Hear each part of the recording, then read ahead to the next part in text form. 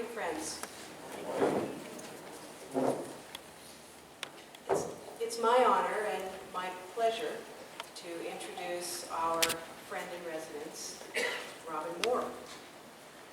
I first met Robin when she was visiting Portland in 2007. But it wasn't until 2011 that when I became treasurer for the section of the Americas, FWCC, that I got to know Robin well, as she was just coming on as the executive secretary for FWCC section of the Americas. So as treasurer of the section, I had the pleasure of working with Robin in a variety of settings, different kinds of meetings and annual representative meeting, FWCC representative meeting, and so forth. There are many things that I have come to admire about Robin, but the quality that I find most, truly awe-inspiring about her is her capacity to remain both realistic and optimistic in the face of challenges. It's what Parker Palmer refers to as being able to stand in the tragic gap and hold that tension between the way things are and the way things could be without getting either falling into despair or putting on rose-colored glasses. That describes Robin perfectly. When the bottom falls out of the best laid plans, she's able to find whatever strengths there are in the situation and leverage those strengths and resources to a successful outcome. Just try doing that once, let alone consistently and with a great deal of equanimity. Robin was a pioneer in what has come to be called the Quaker blogosphere. And in fact, some of you may have first become acquainted with her through her personal blog, What Canst Thou Say? Robin started the blog in 2005 and started using the term convergent friend to describe her own experience and that of others that she was encountering electronically and otherwise across the country, who were, in her words, seeking a deeper engagement with our Quaker heritage and a more authentic life in the kingdom of God on earth today, radically inclusive of all who wish to live that life. Her blog, her writing in various Quaker publications, her work as executive secretary of FWCC section of the Americas, all reflect her ministry of facilitating dialogue and movement of the Holy Spirit across various divides of geography, age, theology, and language. Robin's a native of California and was a member of San Francisco Friends meeting, monthly meeting, before moving to Philadelphia. Whereas we heard earlier, she's from Green Street monthly meeting in Philadelphia yearly meeting. Robin and her husband, Chris Mohr, have two children, Henry and Silas. And Silas is actually with us at NPYM. As many of you know, the yearly meeting committee that's responsible for naming our friend in residence tries to alternate between friends who speak to or address what we might call our inward journey, and then the next year, the outward call and expression of our faith as friends. Well, this year we're getting sort of a twofer. As you can see with the subtitle of Robin's address, Becoming the Quakers the World Needs, I think we'll be reminded of how the inward and outward expressions of our faith are really parts of a whole. On Robin's Twitter profile, she describes herself as writer, wife and mother, convergent Quaker, living up to the light I've been given. Living up to the light I've been given. Oh, that we might all make that commitment. We welcome Robin to NPYM with joy and gratitude. And rather than speaking out of the silence, since her address is something that she's been working on and has prepared, she's going to just begin, and as time permits, at the end of her address, we'll have some worship.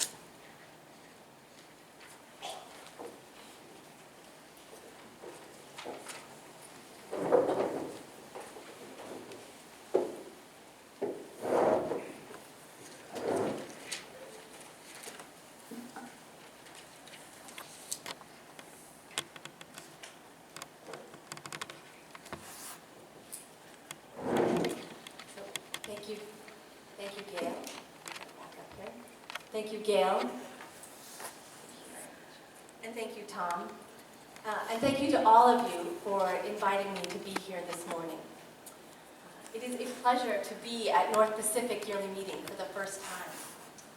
My name is Robin Mohr, and I serve Friends as the Executive Secretary for the Friends World Committee in the section of the Americas. About 4 years ago, at our section meeting, the clerk of the nominating committee got up to give her report, with the list of officers for the section. And she started with sort of an apology for there being so many North Pacific Yearly Meeting names on the list. But she also said, more or less, maybe we should be looking at what North Pacific is doing to prepare people for service in Quaker organizations. So whatever you've been doing, thank you. And I also want to say thank you for having some of the most awesome middle school aged friends. Silas has been really well welcomed, and I thank you for having such awesome sons and daughters.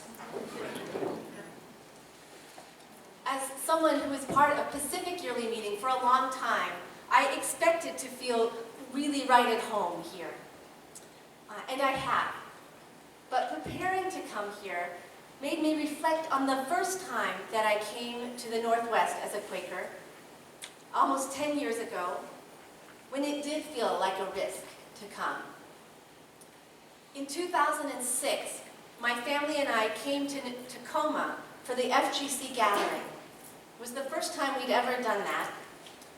And then on the way home, we went to Newburgh to meet a lot of evangelical friends for the first time as well. Both of those experiences felt unfamiliar, uncertain, like I was being brave just to go. But in both places, I found friends. In both places, I got to meet people that I had only known online. In both places, I got to meet them, worship with them, talk with them, eat, laugh, and sing with them. And we had profound moments of connection. You might say that I recognized them as fellow practitioners of the craft of being the Quakers the world needs. It was hard work, but it was a life-changing and ministry-affirming journey. So this morning we're going to talk about Quaker craft. You might have wondered if we were going to scrapbook or knit or something, but no. Later in the week, I get to spend some time with the Central Friends, and we are going to talk about comparisons between Minecraft, the incredibly popular computer game, and Quaker craft. But this morning, I'm going to start with an earlier definition of craft. So Liz Gates is a Quaker friend of mine, a member of Lancaster Monthly Meeting, and she is an award-winning bookbinder, as was her mother before her. And in her studio hangs a letterpress poster with a quote from Edith Dealer, who was one of the 20th century masters of the Guild of Bookworkers. So this is the picture I took of her poster. You'll see why they asked me to be your speaker and not your photographer. But I'm going to read it to you. Craftsmanship is not an academic subject, and no craft can be mastered by learning about it from a book. It is empirical knowledge that counts in producing a skilled craftsman, since craft is a practical matter. Long hours of work at the bench are necessary, repeating operation after operation. Before the eye can be trained, the hand made skillful, and the mind, eye, and hand coordinated. I think that being a Quaker is also more of a practical craft than an academic subject. Also requiring long hours on the bench, or the folding chairs, as the case may be. To coordinate the mind, eye, and hand, to be skillful. We learn it partly from each other and partly from the inward master of Quaker craft. Just like other crafts, our time on the bench is the process, but not the end product. A book is meant to be read, or at least written in, and a cup from the potter's wheel is meant to be filled and drunk from and washed and filled again. Sitting clean and quiet on the shelf doesn't diminish the cup, but it's not what it's really for.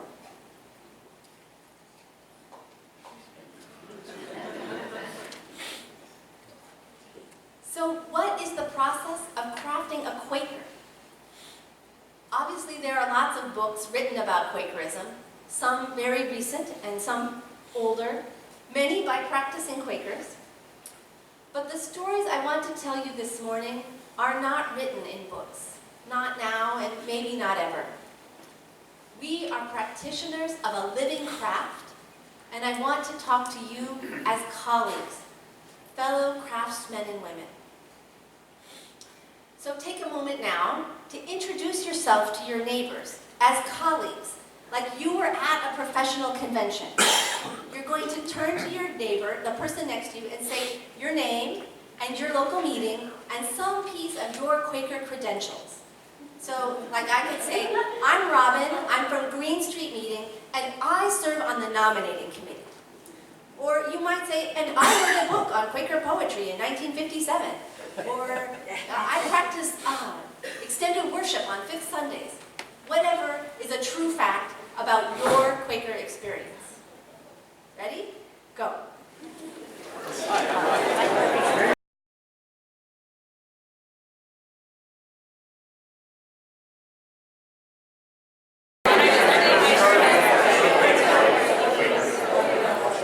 Y'all have more credentials than I expected. But I feel like we're more of a team now, and like I said, we are practitioners of a living craft, and I want to talk to you as colleagues, as teammates.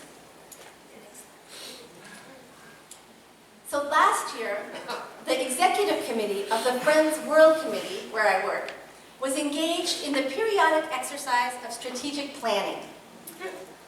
One of the leaders of the exercise was a friend named Noah Baker Merrill from New England Yearly Meeting. Some of you may have met him or heard him speak. But this particular morning, he asked the executive committee a question. What business are we in? Now, remember that the executive committee is the official board of directors of the organization, but they are also all Quakers. Amazing individuals, every one of them, but I would guess that 10 out of 12 of them have never worked in a for-profit business. I have, but not since I was a teenager. Nonetheless, Noah asked them to think about the Friends World Committee and to answer the question as succinctly as possible. What business are we in?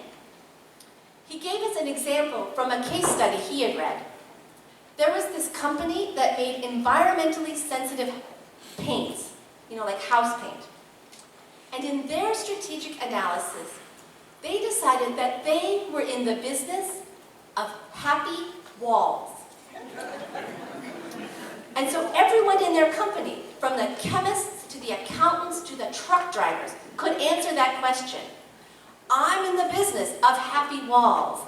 And they could see how their work contributed to it, and when they had to make decisions about their work, they could judge for themselves. Will this make more happy walls or not?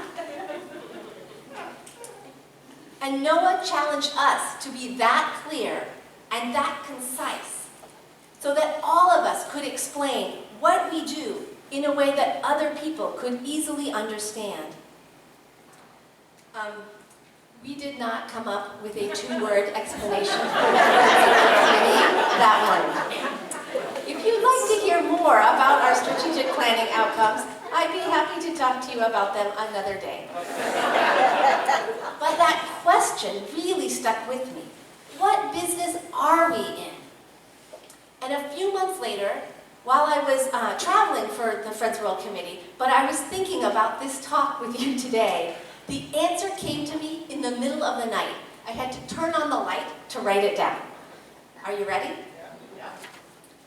We are in the business of formation in the vocation of being the Quakers the world needs.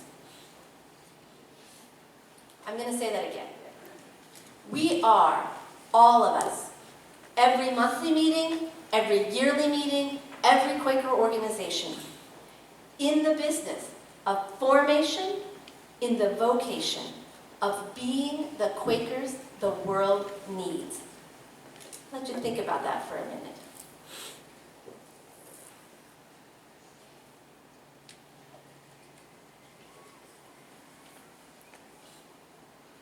Now, even though I knew then that was what I was going to talk about today, even I knew that wasn't going to make a good poster for the yearly meeting. So I kept turning it over again and over again in my mind. And then I saw that craftsmanship poster on the wall in Liz's studio, and it all came together. A craft guild, or any good apprenticeship program, is also about formation in the vocation of being a craftsperson. Now, for those of you who have not made this leap with me, I'm going to break it down and unpack that phrase word by word. What do I mean by formation in the vocation of being the Quakers the world needs? The next one. So formation. Formation is a word that I associate with becoming a nun. But literally, it means shaping something or someone so that they are fit for purpose, as the British say, giving it form. And I can see a connection to a potter shaping and molding the clay, or an athlete getting into shape, doing the push-ups so that you can shoot the baskets, or a construction worker building the wooden forms into which you pour the concrete, which will then be the walls or the stairs. There is a lot of skill involved in doing the forming, in being the coach who knows how many laps to assign at what point in the season and to the particular team she's got, or in being a spiritual director who knows what questions to ask at what stage of a person's life, or a foreman who knows when to assign a more difficult project to a trainee. Just as there are the techniques, the muscles, the mind-eye-hand coordination that we develop in the process of being formed. Now, vocation is another word that some people associate with religious callings. But when I was in high school, vocational classes were really practical, hands-on work techniques like welding or nursing or typing. But here, I do mean work that we are called to, our heart's work, whether that is fixing people's bicycle chains or praying with them in the hospital.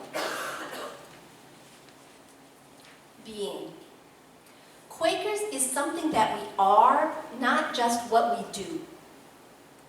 With proper formation in any vocation, we can't help but be who we are. Like, how you can tell a military man even when he's not in uniform? That is formation. It changes who you are, and you can't hide it.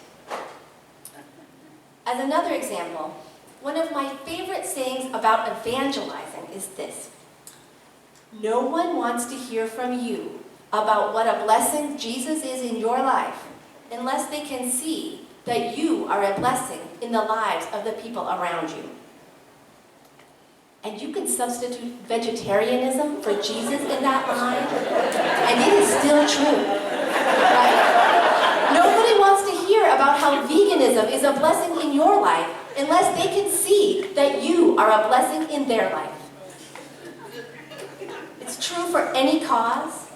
It's not about what position you hold. It's about who you are. So the Quakers. I have 2 points to make about this. One is that it's a plural noun. Quakers are at our best in community, where we test our leadings, where we encourage one another. If we live in an isolated place, we still have to find ways to connect with the Quaker community. Even a person who has just read about Quakerism is in some mental dialogue with the writer, or they haven't yet connected with Quakerism.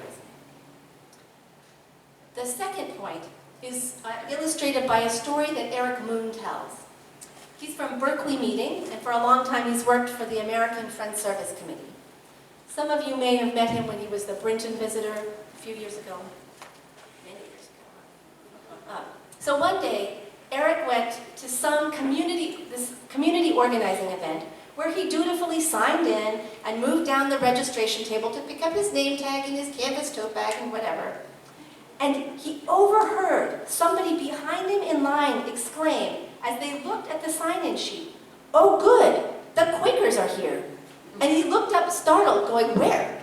And then he realized, "Oh, they mean me.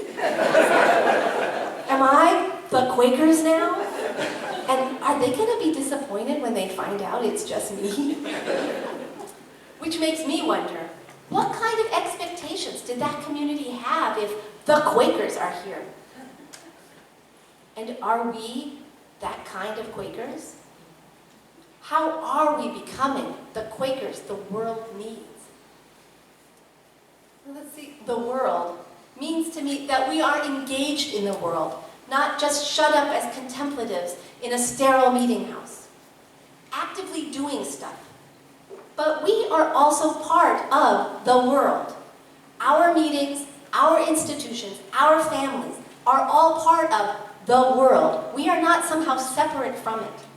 Who we are and how we are in our homes and our meeting house matters just as much as who we are standing on a corner for a peace vigil or feeding starving children in Africa.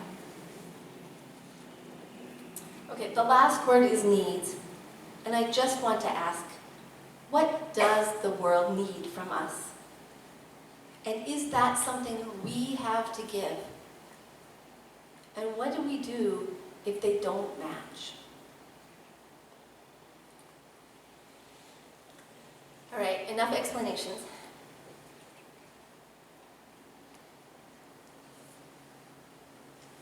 You remember what business we're in? Formation in the vocation of being the Quakers the world needs. Okay, everybody say it with me now. Formation in the vocation of being the Quakers the world needs. Got it? Every local meeting, every yearly meeting, every Quaker institution is in the same business. Oh sure, we have other stated goals. We have programs we run and projects we do. But at our core, we are in the business of formation in the vocation of being the Quakers the world needs, or we are dying. And we forget this at our peril.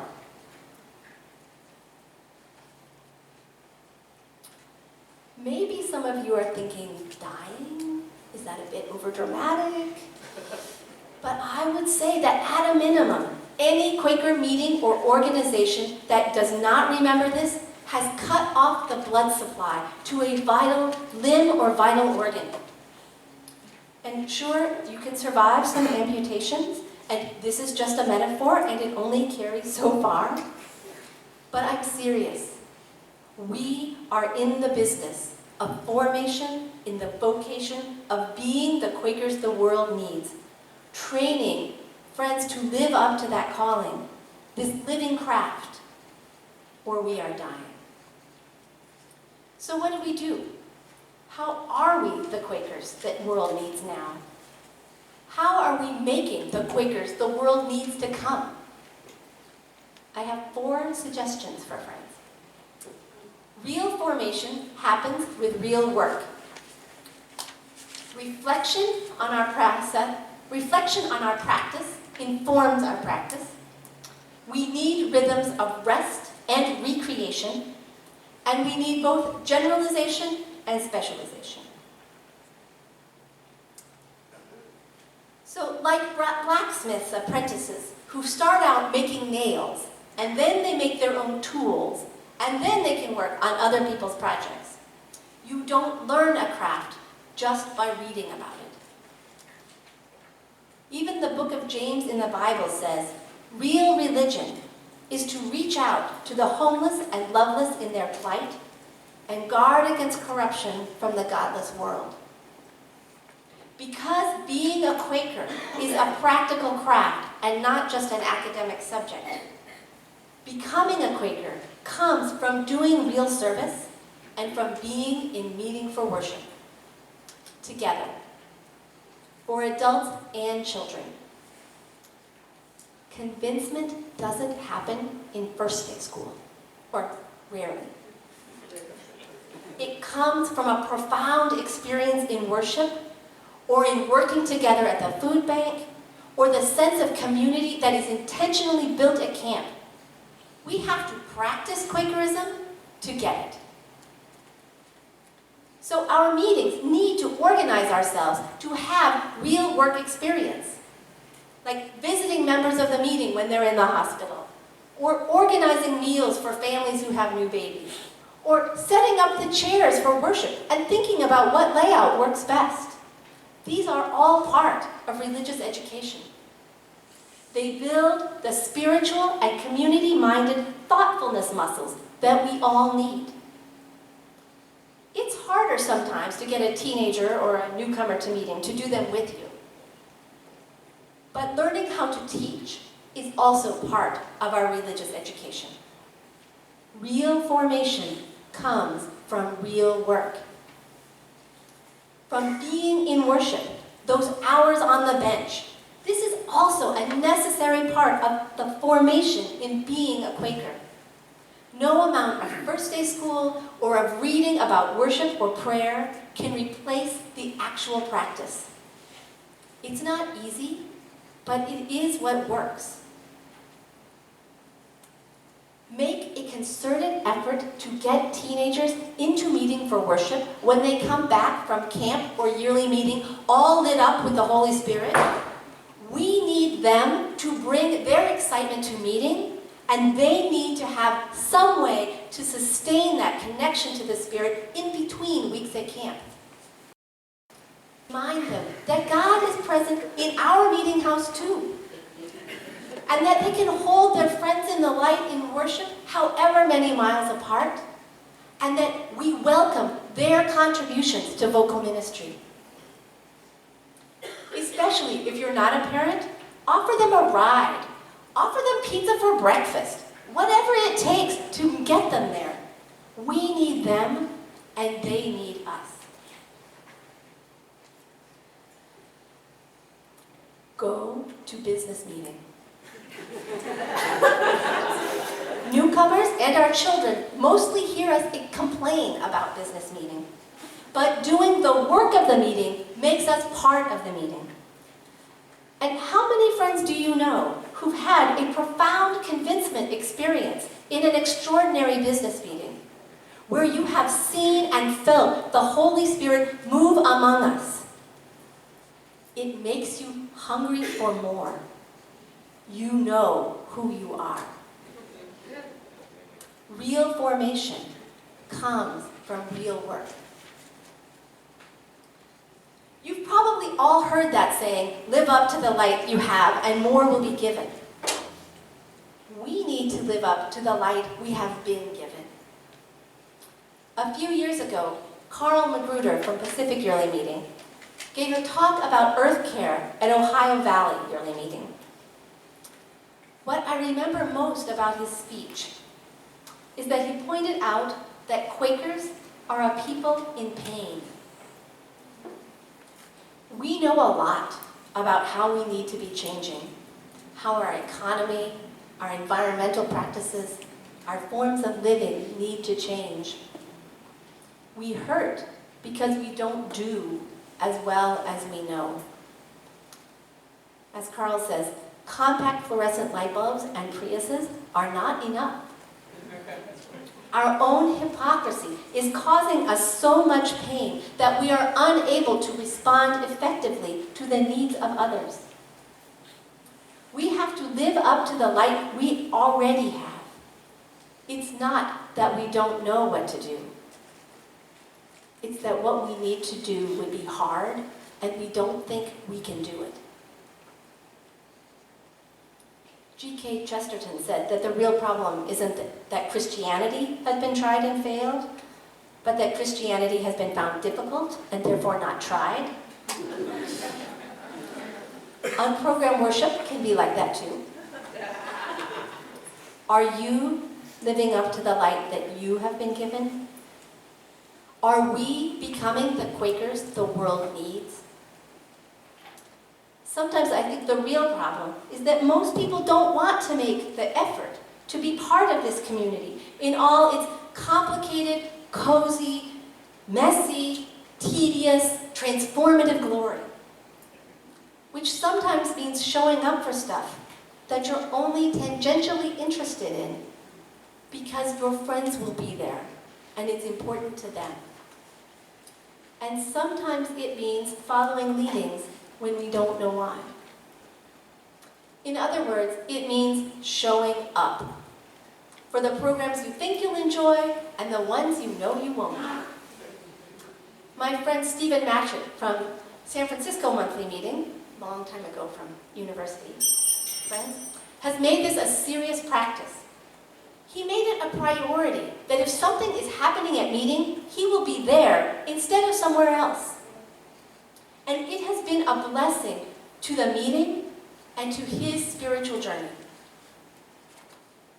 For friends who live a long way from a local weekly meeting, do you make it a priority to get to larger but less frequent gatherings like this one? Do we, as a yearly meeting, make it a priority to help those isolated friends get to quarterly or half-yearly meetings? Our traditional learning by osmosis doesn't happen unless we are physically and frequently present to one another and doing our Quaker stuff together. And to have multiple regular opportunities so that we develop the skills that we need. Real formation comes from real work.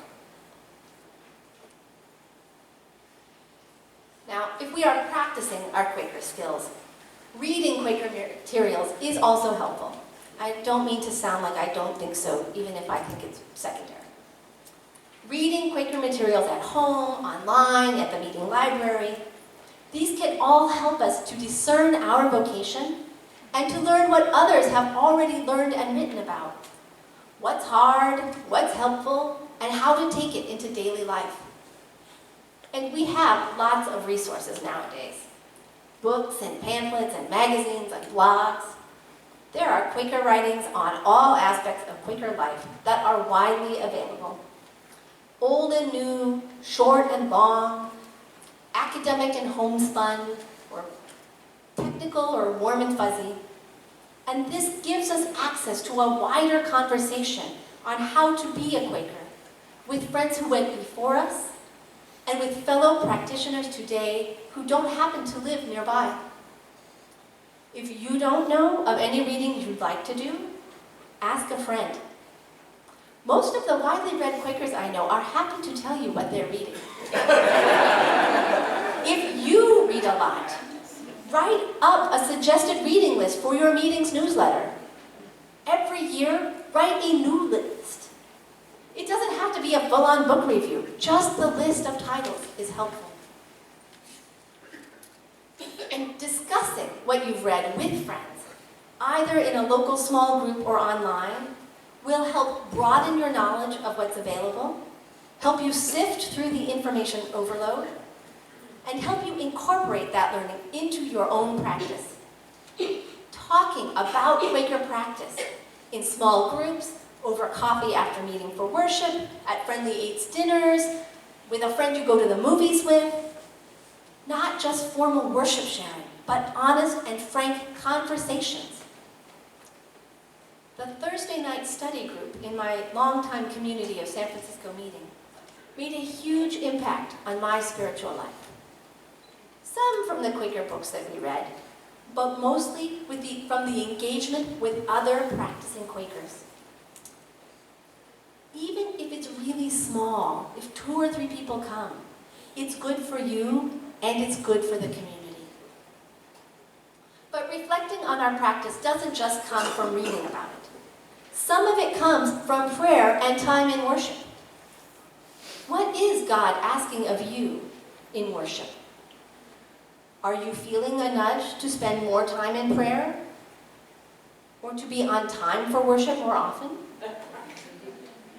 Hold your own practice in the light during worship and listen for what God might have to say to you about it. I have also benefited from eldering received and pondered. Sometimes, some people have a gift for speaking a word in season, for suggesting a pamphlet to read, for encouraging a timid start, or noticing a tension, or calming an impatient spirit. When we receive those gifts of being noticed, how do we reflect on them? How do our meetings encourage what is helpful and restrain the unhelpful? We need to talk to others who have this gift and learn what has been done well and what has been hurtful in our meeting in the past. Gentle and honest conversation about our practice has the possibility of leading us to our inward teacher. Reflecting on our practice improves our practice. All right, who here knows one of the most important and popular contributions of the trade union movement to the rest of the working world? The weekend! Yes, to expand on this, the concept of a 40-hour work week with paid vacation and sick leave as a way of making workers more productive in the long run. The capitalists get you coming or going. In our spiritual lives, as much as anything else, we need to have exciting experiences, and we need to set up the chore charts and pay the bills. The view from the mountaintop comes after a long climb up and right before a long climb down. As a community, we need to receive the gift of enthusiasm from people who have been to the mountaintop and come back with new stories and new visions that we haven't seen. Every community needs regular infusions of excitement.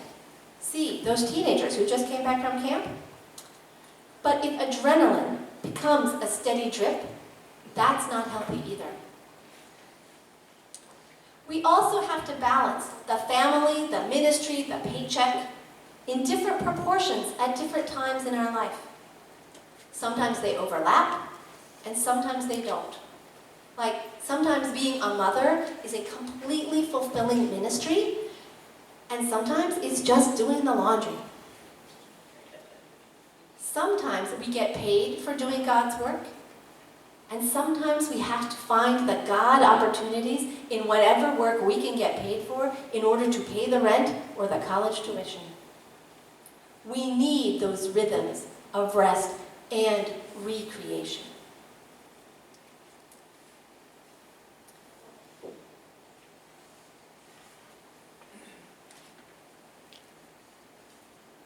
In any field of work or knowledge, you need a broad foundation and a more focused specialty. For example, carpenters can all swing a hammer. Some of them are cabinet makers and some of them are house framers. And in the course of their apprenticeship, they specialize and they get better at one or the other. But they can all do some of the rest of the parts of their craft. In any kind of medical profession, they all took anatomy and they all learned about preventing infections. Some of them specialize in obstetrics and some in broken bones, but they all learned a little about the other fields in the course of their training. For Quakers, we all need to have some experience of being both minister and elder. Beyond that, we each need to grow more fully into the specific gifts we have been given in fuller measure. So I can organize a great intergenerational cleaning day or a pretty engaging religious education session, but I'm not actually so good at pastoral counseling or at clerking a business session. So I do the best I can when it's my turn, because sometimes we all have to take a turn. And I try to focus on doing the things that I'm better at, because most of the time the world doesn't need me to do sloppy work. Even though we may have different gifts, we all need some basic training in pastoral care, like what not to say when you visit someone in the hospital. And we all need to know where the broom closet is and how to run the mop when we spill something on the new meeting house floor. None of our meetings is big enough to specialize that closely, and it is all part of a healthy religious education. We all need to give some attention to social justice and anti-oppression work, and some attention to religious stuff. You should not spend 50 years as a Quaker, no matter when you started, without learning something about your own racism and how to overcome it.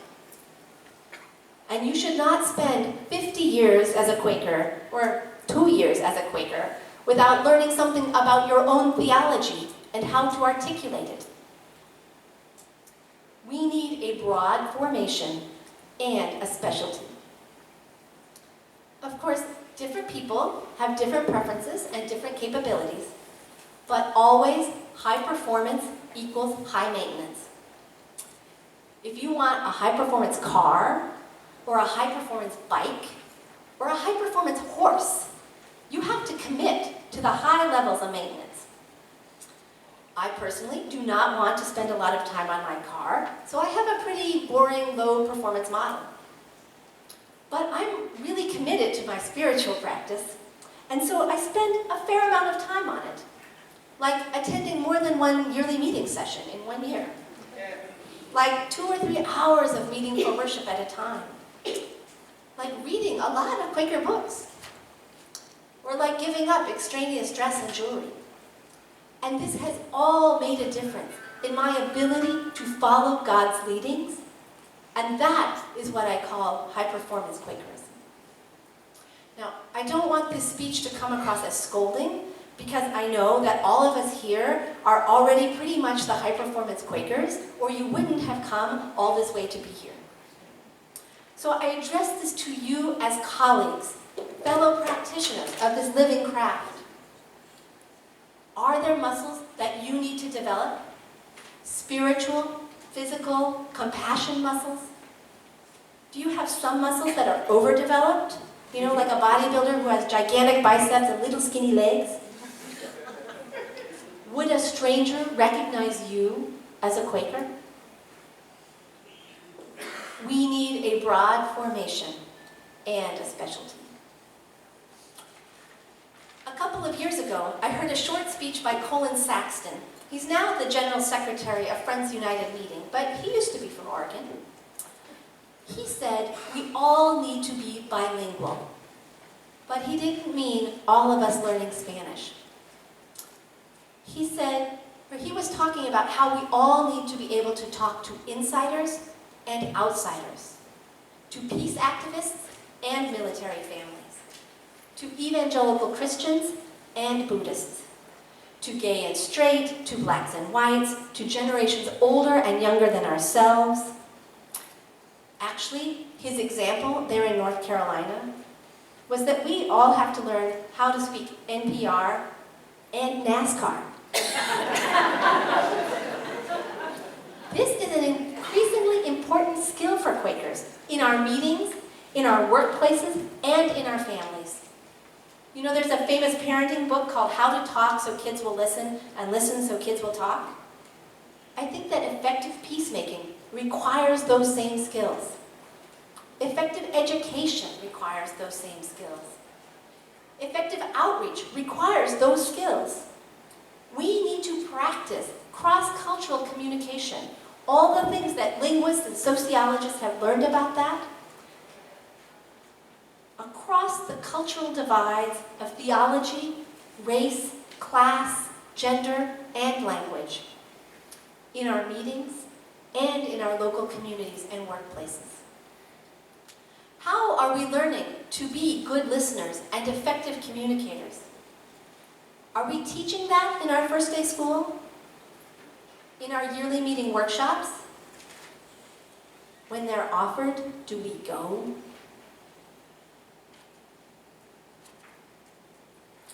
As we are gathered here for this wonderful, rich opportunity to be together with fellow Quaker craftspeople, what do you need now? What has been lacking in your formation? Have you gotten a solid overview of Quakerism as a whole? Do you know which part of our vocation is your specialty? We can work together this morning and this whole week to share the trials and the temptations and the joys of fellow practitioners. We get to be the Quakers together. And we don't have to judge right now whether we are what the world needs or not. We already are, but not as much as we could be. Not as much as we can be if we stick together. We are practicing a living craft. Quaker craft is being and becoming the Quakers the world needs. And just like any craft, we have to keep practicing to maintain that mind, eye, hand, and heart coordination. We know that God is still forming us, guiding us, encouraging us with new leadings, new projects to work on. And we have to keep forming new apprentices into skilled Quaker craftsmen and women who will go on to craft things, write things, live things that we never dreamed of.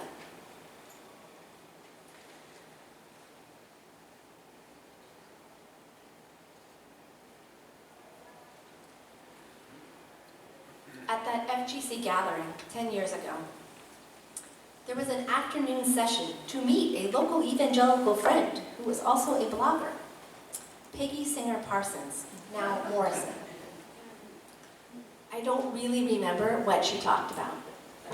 The session was a little awkward and uncomfortable, kind of like a middle school dance, where everybody stands on opposite sides of the room, and they all really want to participate, but they don't want to show it too much, and nobody really knows how. But I still remember that at the end of the session, my husband asked her if she had a word for us. She got really quiet. She looked around the room, and she said, "There are embers among you. Blow on them."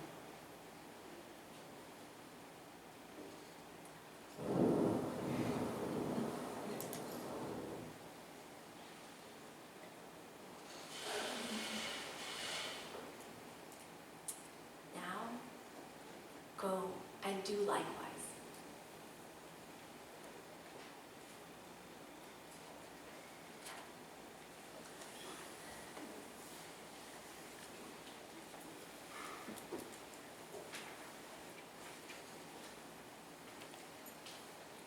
So I want to ask, what do you need now? And I tried to think about what could we actually practice here in this room. I think there are two things. So we're going to divide up into two groups, and then we'll work in pairs. Two groups, and you probably already know in your heart which one you should go to. One group is going to practice discernment, and the other is going to practice encouragement. discernment for those who just realize, I don't know what I need now, and encouragement for those who know what they need, but it's just so hard. Now, we all go back and forth, and this is just a quick taste, but choose one.